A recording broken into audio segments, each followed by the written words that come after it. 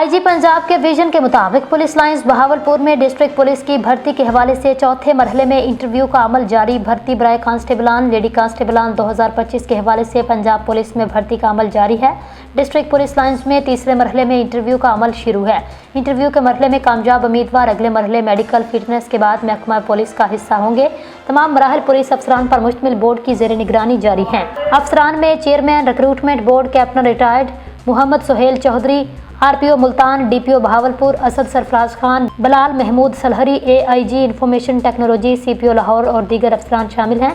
भर्ती के तमाम मराहल मेरिट पर मुकम्मल किए जाएंगे। किसी के साथ नाइंसाफ़ी नहीं होगी।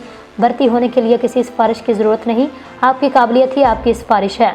अगर आपको किसी भी शख्स ने भर्ती करवाने के लिए बदगुमानी की है तो ऐसे अनासर की फौरी तौर पर हमें निशानदेही करें। ऐसे अफराद के खिलाफ सख्त एक्शन लिया जाएगा। भर्ती के अमल को शफाफ बनाने के लिए वीडियो कैमरा जात पर हर पहलू की रिकॉर्डिंग को यकीनी बनाया गया। डीपीओ असद सरफराज खान।